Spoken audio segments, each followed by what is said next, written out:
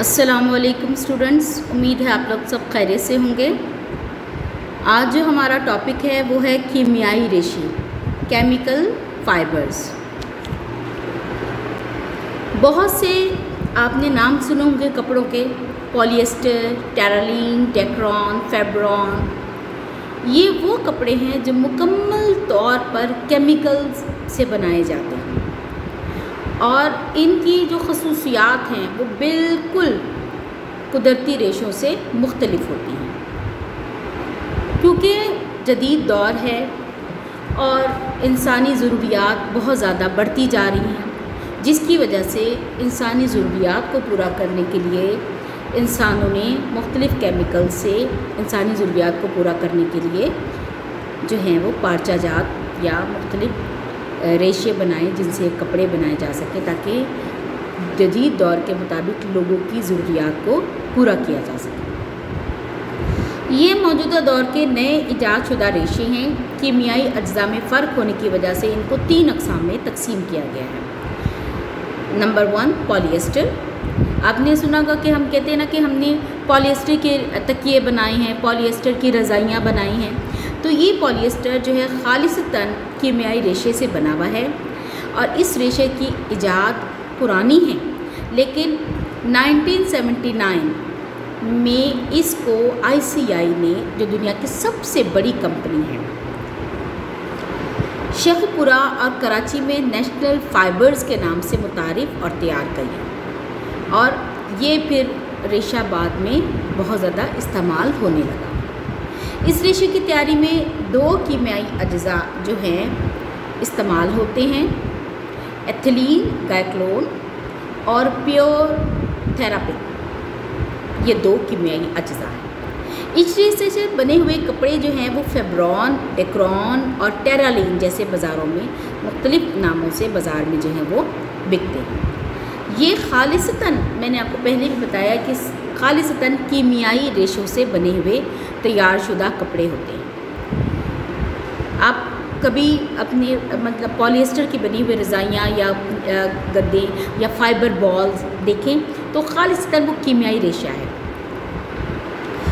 फिर आपने अभी आप ये भी देख रहे हैं कि सामने मैंने कुछ लाइंस पेंसिल से अंडरलाइन की हुई है। मैं हर लेक्चर में आपको बता रही हूँ कि जो पेंसिल से अंडरलाइन की हुई हैं वो आपके शॉर्ट क्वेश्चन और MCQs के हवाले से इम्पॉर्टेंट हैं। वो आपने शॉर्ट क्वेश्चन और MCQs के हवाले से आपने उसको याद करना है। अगला जो है वो पॉलीअमाइड। इस रेशे की तैयारी में हेक्सामेथिलाइन, डायमाइन और एडिपिक एसिड जो है वो इस्तेमाल होते हैं और इन तीनों से जो कपड़ा बनता है वो है नायलॉन। ये भी खालिसतन नायलॉन कपड़ा खालिसतन कीमियाई रेशे से बना हुआ कपड़ा होता है। तीसरी जो किस्म है वो पॉलीएक्रिलीन।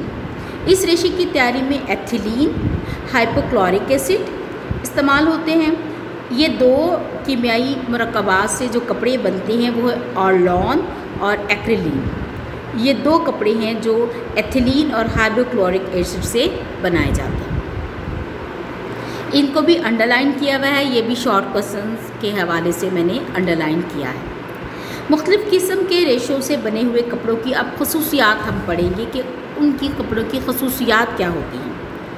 हर रेशे की बुनियादी खसूसियात मुख्तलिफ़ होती हैं, इसी वजह से सब कपड़ों का इस्तेमाल भी मुख्तलिफ होता है और इसके अलावा कपड़े की ज़ाहिरी शक्ल, पायदारी का इन्हिसार भी किसी हद तक रेशे पर होता है। कपड़े की तैयारी में जिस किस्म का रेशा हम इस्तेमाल करते हैं वो कपड़ा उन्हीं खसूसियात का हामिल होता है।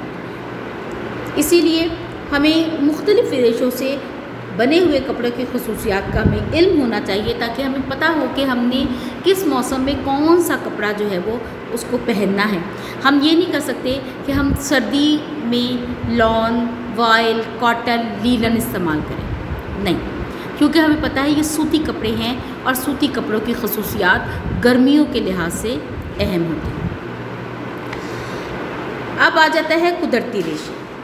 कुदरती रेशे में कपास के रेशे से बने हुए कपड़ों की खसूसियात। कपास पारचाजात में दुनिया का सबसे कदीम, सबसे पुराना रेशा है और इससे बने हुए जितने भी कपड़े हैं उसको आलमी कपड़ा कहा जाता है। इसको अंडरलाइन किया हुआ है क्योंकि ये सारी दुनिया में सबसे ज़्यादा बनाया और इस्तेमाल किया जाता है। यानी दुनिया के किसी भी मुल्क में आप चले जाएं, आपको जो कपास से बना हुआ कपड़ा है वो मिलेगा। चीन, जापान, अमेरिका, मिस्र, ये सब वो मुल्क हैं जो कपास पैदा करने के लिए मशहूर है। पाकिस्तान में जहाँ पर कपास से कपड़ा बनाया जाता है वो ज़्यादातर उसके कारखाने जो हैं वो हैं कराची और फैसलाबाद। फैसलाबाद का आपने नाम मशहूर सुना होगा कि फैसलाबाद कपड़ों बनाने वाला शहर है, इसी तरह कराची। अब कपास से तैयार करदा कपड़ों की खसूसियात क्या हैं? कपास के रेशे लंबाई में लंबे और छोटे होते हैं और लंबे रेशों में जब हम धागा बनाते हैं ज़्यादा जिसकी स्ट्रेंथ लंबाई ज़्यादा होती है तो उसमें जोड़ कम होते हैं, इसीलिए ये कपड़ा मजबूत, हमवार होता है। और इसके बरक्स जो छोटे रेशों से तैयार किए जाते हैं धागे, उनमें जोड़ ज़्यादा होते हैं, इसीलिए वो हल्की किस्म का सूती कपड़ा होता है जो पायदार नहीं होता। जिसमें जोड़ नहीं होते, लंबा रेशा होता है, वो कपड़ा सूती पायदार होता है। जिसके रेशे छोटे होते हैं उनमें जोड़ ज़्यादा होता है, वो इतना पायदार नहीं होता। फिर सूती कपड़े में कुदरती चमक नहीं होती, इसीलिए इससे तैयार करदा कपड़े में खुद साख्ता चमक पैदा की जाती है, यानी खुद से हल्की सी चमक जो है वो उसमें पैदा की जाती है, मसलन मर्सराइज और कपड़े में और कॉटन साटन। सूती कपड़ा मौसले हरारत है। मौसले हरारत यानी हरारत को आगे ट्रांसफ़र करने का ज़रिया है। ये नमी को जज़्ब और ख़ारिज करता है, इसीलिए हम गर्मियों में सूती कपड़े इस्तेमाल करते हैं क्योंकि ये हरारत को मौसल करता है, आगे की तरफ ट्रांसफ़र करता है। सूती कपड़ों की सफाई धुलाई आसान होती है। अगर हम इनको उबलते हुए पानी में डालें तो इसको जरासीम से पाक भी किया जा सकता है। सूती के जो रेशा है वो जज़्ब हर चीज़ को आसानी से कर लेता है, इसलिए उसको आसानी से हम रंग सकते हैं। इनके रंग जो है सूती कपड़े के ज़्यादा पुख्ता नहीं होते, पायदार नहीं होते, कच्चे होते हैं। सूती कपड़े मजबूत होते हैं, पायदार होते हैं, लेकिन मसनूई रेशों से तैयार करदा कपड़े के मुकाबले में ही कम पायदार होते हैं। सूती रेशे में गर्मी को बर्दाश्त करने की सलाहियत होती है। ज़्यादा तेज़ गर्म इस्त्री से भी हम इसकी जो है वो प्रेस जो है वो हम कर सकते हैं। सूती रेशे पर तेज़ाब का, अल्कली का, हल्के तेज़ाब का कोई असर नहीं होता। हाँ, अगर हम सूती कपड़े को तेज़ साबुन से धोएं जिसमें तेज़ाब हैं या अल्कली हैं तो वो कपड़े को ख़राब कर सकते हैं। इसके अलावा तेज़ तेज़ाब से ये कपड़ा जल जाता है। सूती रेशे पे फफूंदी बहुत जल्द असरअंदाज होती है क्योंकि ये ज़ाहिर है कि पौधों से बना हुआ है, इसीलिए इस पर फफूंदी असरअंदाज होती है।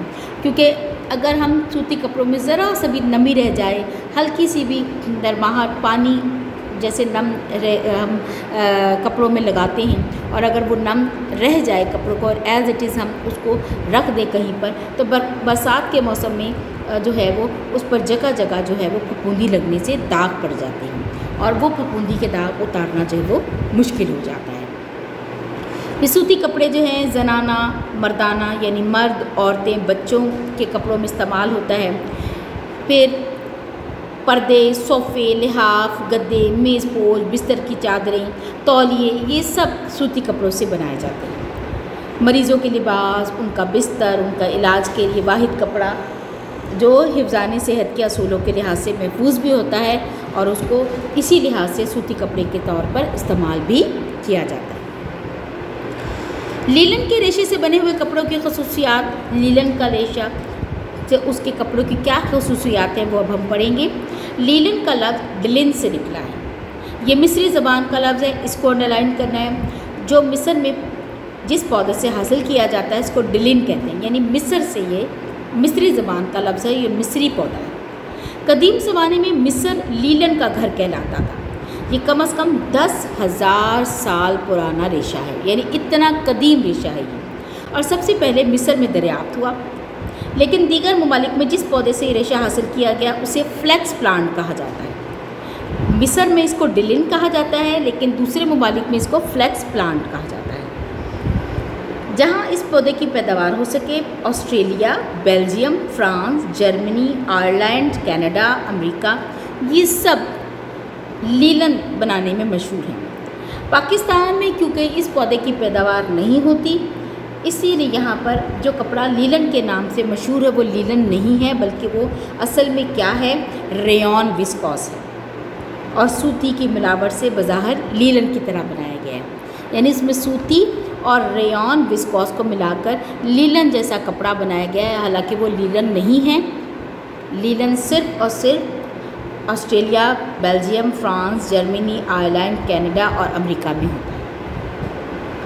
अब यहाँ पर जो हम रेयॉन विस्कोस के और सूती रेशे से जो बज़ाहिर लीलन बनाते हैं उसकी खसूसियात क्या हैं वो पढ़ेंगे। ये नबाताती रेशा है, कपास के मुकाबले में ज़्यादा मजबूत होता है, नरम होता है, मुलायम होता है, हल्की सी इसमें चमक होती है, मौसले हरारत है, नरमी जज्ब और ख़ारिज करता है, पहनने पर हम ठंडा महसूस होता है, इसलिए हम गर्मियों में भी इसका इस्तेमाल करते हैं। रेशा बग़ैर लचक के होता है, इसलिए इसमें शिकने पड़ते हैं, सिलवटें जिसे कहते हैं, पड़ने की खासियत होती है और एक दफ़ा शिकन पड़ जाए तो आसानी से दूर नहीं होती। रेशे रंग कबूल करने की कुदरती सलाहियत होती है और हर रंग में इसको रंगा जा सकता है और इसके रंग भी पुख्ता होते हैं बनिस्बत सूती कपड़ों के। धुलाई में ख़ास एहतियात दरकार नहीं होती, यानी जिस तरह हम कोई किसी तरीके भी से भी तेज़ वो जो है साबुन से भी धो सकते हैं और अलकली का इस पर कोई असर नहीं होता। सूती कपड़े की तरह फफूंदी का असर इस पर होता है। नमदार पड़ा रहने से इस पर फफूंदी के धब्बे पड़ जाते हैं जो आसानी से दूर नहीं होते। हल्के गर्म तेज़ाब से ये ख़राब हो जाता है, ठंडे तेज़ाब पर इसका कोई असर नहीं होता। और असल लीलन का जो कपड़ा है बहुत ही नफीस और उम्दा होता है, इस पर कढ़ाई बहुत अच्छी लगती है। इसका जो हम इस्तेमाल है कपड़ों के अलावा हम table linen, household linen ये इन पे करते हैं। इसके अलावा मेज़ पोश, bed cover, napkin, trolley set, इनमें भी ये इस्तेमाल होता है। लिबास बनाने में भी इस्तेमाल होता है क्योंकि सूती कपड़े की जैसी इसमें थोड़ी बहुत खसूसियात पाई जाती हैं, तो इसलिए ये हम गर्मियों में भी इस्तेमाल करते हैं। लेकिन सूती कपड़े के मुकाबले में बहुत ही कम इस्तेमाल होता है, इसलिए ये काफ़ी महंगा होता है।